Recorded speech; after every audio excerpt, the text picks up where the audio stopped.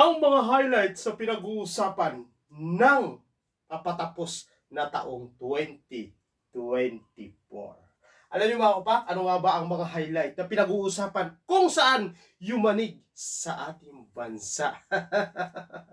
Ano bang gusto niyo unahin? Yung love story between Atong Ang at Shine Cruz, or ang tambalan o pagiging magkaibigan ng dalawang pinakamatataas na leader ng ating bansa? Ito ay si Vice President Sara Duterte at Bongbong Marcos, na kung saan hindi na talaga mangyayari ang tinatawag na pagbabati ng dalawang matataas na opisyal at naku mga kapak, ang mga confidential fund na hindi maipaliwanag sa taong bayan. So ngayon mga kapak,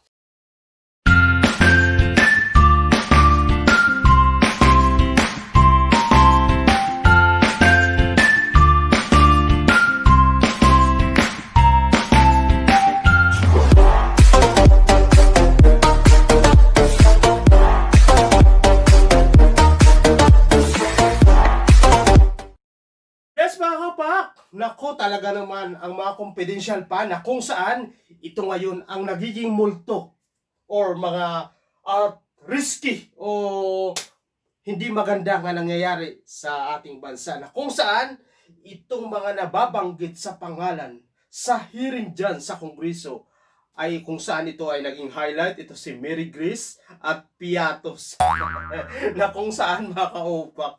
Alam, di ko alam kung alin doon yung last name, first name, basta Mary Grace Piatos, na kung saan milyones ang kanilang nakuha. Pero ito ay chinek sa PSA. Ano ba tawag ngayon? May bago ng tawag, ang National Statistic Office, PSA. Naku mga kapak, ito ay walang record or birth certificate nga katulad.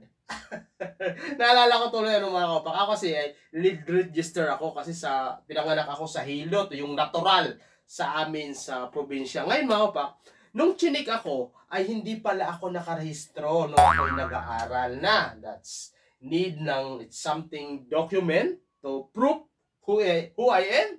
So, ngayon mga kapak, nagkuha yung nanay ko ng birth certificate ko. Yung pala ay wala akong record, hindi pala ako na. Kaya ang ginawa na nanay ko, nagpalit register. Aba, pero mas maganda pala yung hindi registrado, ano? Kasi kung hindi ka registrado, katulad ni Mary Grace Piatos, nakaupak, ay talaga naman, ikaw pala ay makakatanggap ng milyon. Pero it's something, it's talagang iba. Kasi kung ikaw ay gumastos ka ng ganyang kalaki, tapos wala kang malinaw na identity kung sino ka, aba, may kalokohan dyan. So ngayon mga kaupak, yan ang ngayon ay nagiging hinahabol ng mga mababatas at taong bayan kay Vice President. Kung kaya ang kanyang budget this coming 2025 National Office of the Vice President, national budget ay binawasan na kung saan halos 60% ang nabawas. Kasi nga yung mga kanilang ay hindi maipaliwanag yung kanilang mga expenses o mga resibo nila. So, kumbaga ang resibo ay hindi ka panipaniwala according doon sa COA report o tinatawag ito disallowance. So ngayon mga kapak, yan ay isa sa mga highlight ng 2024. Tama ba? 2024. Nagamadali ako, gusto ko na sabihin 2025. 2024 year. Ngayon mga kapak, ano ba ang maging highlight? Na kung saan, mga kapak, ang pagbulusok ng pangalan ni Diwata. Na sa sobrang niyang kasikatan, naku mga kapak, ang dami niyang natanggap na biyaya para lang makita doon sa social media kung sino yung mga nagbigay.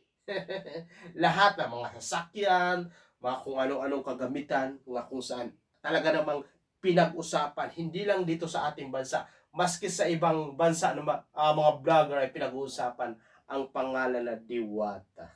Pero alam niyo mga kaupak, na-check ko si Diwata, siya pala ay kababayan ko at saka family name niya, katulad din ng family name ko sa mother side ko. Baka magkababayan kami nito. Pero syempre, it's something na hindi naman ako lalapit doon. Nahihiya naman ako, baka sabihin porque sikat, diba?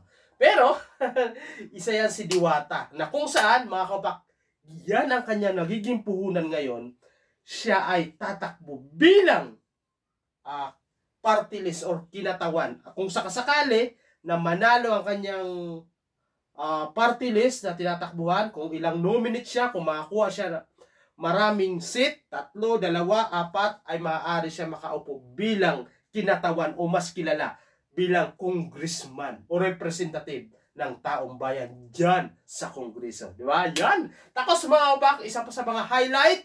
Ano pa ba yung mga highlight? Ang pagkapanalo. Ay, pagkapanalo. Hindi ba? Ang mga kabak, isa pa sa mga highlight. Ang laging paulit-ulit ginagawa ng China na pambubuli na kung saan maraming damage na ito na idudulot sa ating mga sasakyan, pangdagat, kung saan paulit-ulit na inaano tayo dyan, binubuli tayo sa West Philippine Sea, kahit na malinaw na sa international court ay tayo ang may exclusive right dahil sa paglabas ng ating kaso nung kung saan tayo ang nanalo nung 2016, ano? So ngayon mga kaupak, yan ay paulit-ulit at makaupak ang talagang pinag-uusapan ngayon, ang paghihiwalay. Gusto niyo ba yon? Ang paghihiwalay ng Marcos at Duterte na kung saan inamin na nila. Sabi ko na nga ba mga kaupak, alam niyo sa ating bansa, walang permanenteng kaibigan pagdating sa politika. Kaya kung ikaw ay talagang hindi mo mahal yung kaibigan mo or talagang parang ano lang kayo, tropa-tropa lang, o kaya galit ka sa kaibigan mo at meron kayong kakayahan sa ating lipunan, patakbuhin mo. Sa politika, magkakaroon siya ng maraming kaway. Kasi mga kaupak, sa politika, walang permanenteng kaibigan dyan. Ang meron lang dyan, permanenteng interest. So mga kaupak, sa tatlong nabanggit ko, ang mahalaga dyan, ginagawa mo kung ano yung naayon sa batas, ginagawa mo kung ano ang tama o nakakabuti sa maraming Pilipino, at huwag kang gagawa ng labag sa batas. Always follow the law. Para magpalit-palit man ng presidente, wala sa'yo. Wala hahabol sa'yo. Kasi mga kapak, kung ang nangyari kung ikaw ay nasa posisyon, yung mga nakakalaban mo sa politika, binabalikan mo. Kaya ang nangyayari, next election, babalikan ka naman ng mga taong nasagasaan mo. Kaya ang nangyari, sa halip na makapokus ka sa serbisyo bilang isang elected officer o elected official ng ating bansa, hindi ka nakakapokus kasi may gumagambala sa iyo or alam mo na, yung kung tawagin mga may tawag doon mga kaubak, yung parang ikaw yung buwabatikos, may tawag sila doon kumbaga ikaw yung nasa oposisyon. Kung ikaw ay wala kang ginawa na labag sa batas, naku mga kapak, kahit iba na ang presidente, nananatili malinis ang iyong konsensya. Kaya ang aral, huwag gumawa ng labag sa batas at lagi sumunod. At kung ano ang tinutukoy, kung ano yung tungkulin ng isang opisyal, dapat doon lang kayo nagbabase. Kasi ang mangyayari kung ikaw ay nakaupo, gigipit mo yung kalaban. Pag nanalo yung kalaban, next election, ikaw naman. Kaya hindi kayo nakakapokus kasi doon ka na gagambala sa kanyang mga kaso tulad ni Pangulong Duterte. Kung siya ay hindi gumawa ng kung ano-ano na tungkol sa panggigipit sa mga nakalaban niya sa politika, wala sana ngayon. Ngayon, si Pangulong Duterte, mga kapak, isa rin sa mga highlight yan na kung saan, nako, finally, humarap na sa Kongreso. Pero siyempre, yung inaasahan natin. So, alam nyo mga kaupak, ang inaasahan natin kay Pangulong Duterte, yung dapat nagiging respeto pa rin siya kahit siya ay dating presidente. Kaya lang, ang nangyari, naging disrespect ang pagharap niya sa Kongreso na kung saan, naku mga kaupak, ang mga congressman lalong nag-init kay Vice President. Kasi kasalanan ng anak, dinagdagan ng kasalanan ng tatay, dinagdagan ng anak, impeachment ang katapat. So abangan niyo yan mga kaupak kasi umuugong yung impeachment sa darating na taon. Nako, yan ang masamang pangitain sa 2025 election na kung saan nakabungad ang 3 impeachment laban kay Vice President Sara Duterte. So mga pababa, mga highlight ng 2024, itong nakaraan, no, ang love story ni Atong Ang bilib na bilib ako dito kay Atong Ang. Akalain nyo mga kaupak, ang dami-dami niyang mga engagement na kung saan sweet sila ni Gretchen Barreto.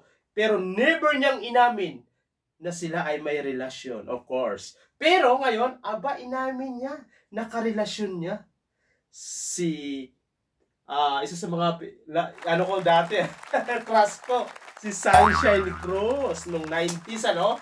So ngayon ako mga kaupak, iba talaga ang pera. Sa panahon ngayon mga kaupak, nangingibabaw na ang pera kumpara sa Kaya mga kaupak, huwag nating kalimutan na lagi pa rin tayo magdadasal kahit na ano pa ang mga pagsubok na dumating sa atin, dahil ito ay sometimes is disguise lang, pretend lang. Pero ito yung mga pamamaraan ni God para maging malakas pa tayo sa mga darating na panahon, mga darating future. Diba? So kaya pa, sa mga nakakapanood sa akin, gusto kong batiin dahil Monday ngayon. Ano na bang ang Monday, no? 23. Ito mga kapak, 23, no? Monday. So tomorrow is Tuesday. So 25 is Wednesday. So gusto ko kayong batiin ng Merry Christmas and Happy New Year. So alam niyo mga kapak, kung mayroon na tayo mga pagsubok na pinagdadaanan, huwag kayo malungkot dahil bilangin natin ang mga nangyaring kabutihan sa ating buhay, pero wag natin i-count ang mga kasi minsan yung mga pagsubok na dumating sa atin, iyan ay pamamaraan ni God para maging pa tayo, tawag doon yung maging strong sa mga darating na panahon. So mga kapak, shoutout nga pala sa aking anak. Dahil sobrang blessed dahil ang anak ko ay talagang tumaas ang kanyang second grades at saka ang ganda ng pinapakita niya bilang isang varsity dahil ang kanyang paglalaro ay pinagpupursige niya sa kanyang big dream. So, Merry Christmas and Happy New Year. Pala kung gusto ihabol o i-congratulate ang kauna-unahang Pilipino na nanalo dyan sa The Voice USA. Naku, nakaka-proud ito si Sopronio Basis na kung saan dati ito ay talaga naman tawag ng tanghalan alumnus. Alumni, tama ba yun? Talaga naman, no? Swerte niya. Pero hindi siya sumuko. Napakarami niyang audition na pinilahan, pinagtsagaan, pero hindi siya sumuko hanggang sa maabot niya ang kanyang tagumpay o tugatog ng kanyang pangarap na kung saan kauna-unahang Pilipino na nanalo sa The Voice USA. So ngayon mga, congratulations sa'yo, Sopronio Vasquez.